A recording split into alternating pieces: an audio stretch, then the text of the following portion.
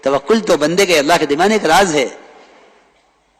اے اللہ میرا حال تو جانتا ہے یا میں جانتا ہوں, تیسرا آدمی میرا حال کو نہیں جانتا, بس اسی کو توکل کہتے ہیں. یاد رکھنا, جب یہ توکل مخلوق پر کھل جاوے تو اب یہ تعقل ہے, توکل نہیں ہے. یعنی اب تو یہ کھانے پینے والا آدمی ہے, لوگ کہیں گے وہ کچھ نہیں کرتے, ان کی مدد کرو. یہ تعقل پہ ہے, تعقل پر ہے, توکل پر نہیں ہے. اب یہ تعقل پر ہے, توکل پر نہیں ہے. توکل تو راز ہے بندے کے اللہ کے درمیان, کیونکہ صحابہ کرام اسی توکل کے ذریعے اللہ کی ذات عالی سے فائدہ اٹھاتے تھے. کہ ایک صحابی فقر سے تنگ آ کر گھر سے باہر نکلے, بیوی کو خیال ہوا ایسا نہ ہو باہر جا کر اندر کا حال کسی پہ بیان کر دیں. بیوی نے چکی چلانی شروع کر دی تاکہ محل پر جو ہے پڑوس والے چکی کی آواز سنے تو سمجھیں کہ ہاں ان کے ہاں دانا پس رہا ہے, فاقہ نہیں ہے. اور دھواں اٹھایا تنور میں اس خیال سے کہ پڑوسی یہ سمجھے کھانا پک رہا ہے, فاقہ نہیں ہے. حالے گھر میں ایک دانہ بھی کھانے کو نہیں تھا. یہ چکی کو چلتا ہوا چھوڑ کے اندر آ کے بیٹھ گئی کہ بھئی دھواں اٹھ رہا ہے تنور میں سے اور چکی چل رہی ہے, پڑوسی سمجھیں گے کہ چلو دانہ پیس رہا ہے.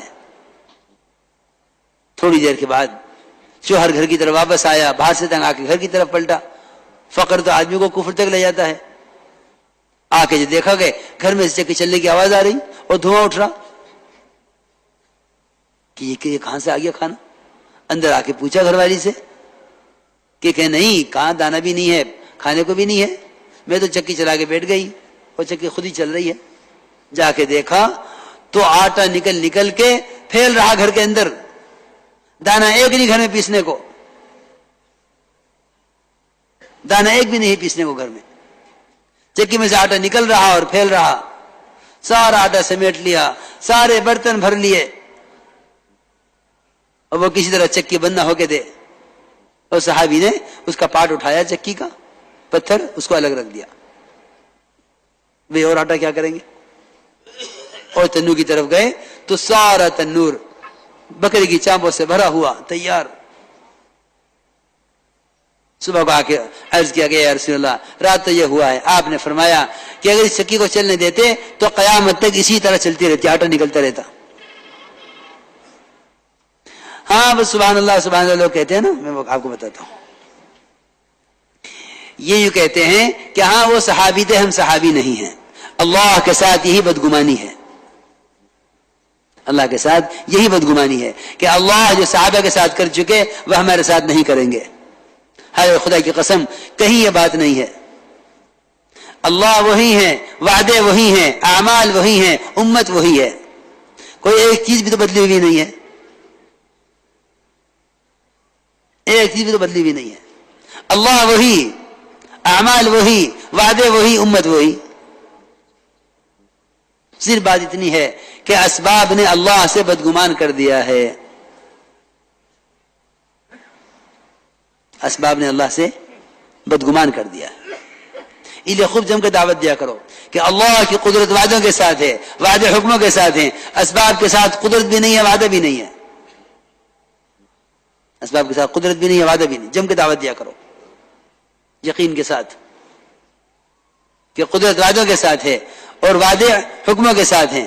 اسباب کے ساتھ قدرت بھی نہیں ہے, وعدہ بھی نہیں ہے. پھر اسباب کی حیثیت کیا ہے کہ اسباب کی حیثیت کہ اسباب تو امتحان کے لیے ہیں. ہم یہ دیکھنا چاہتے ہیں کہ جو کچھ ہوتا ہے اسے اسباب کی طرف منسوب کرتے ہیں, ہماری طرف منسوب کرتے ہو. اس لیے میرے دوستو عزیزو, یہ ہمارا موضوع ہے کہ عمل پیش کرو سب کے مقابلے میں, کہ کرنے والی ذات اللہ کی ہے اور کرنے کے ضابطے محمد صلی اللہ علیہ وسلم کے طریقے ہیں. کائنات ضابطہ نہیں ہے. اس کی دعوت جم کر دیا کرو اور اس کی مشق بھی کیا کرو. صرف دعوت نہیں ہے, دعوت کے ساتھ مشق بھی ہے. کہ کیا مشق ہے؟ دیکھو, جیسے کوئی حادث پیش آوے نا, سب سے پہلے نماز کی طرف قدم اٹھاؤ. اسباب کتنے بھی یقینی سامنے ہوں, نماز کی طرف پہلے قدم اٹھاؤ. کہ حضور اکرم صلی اللہ علیہ وسلم نے اپنے صحابہ کا یہی مزاج بنایا تھا. اپنے صحابہ کا یہی مزاج بنایا. ایک صاحب نے عرض بھی کیا کہ یا رسول اللہ میں تجارت کے لیے بحرین جانا چاہتا ہوں. فرمایا پہلے 2 رکعت نماز پڑھ لو.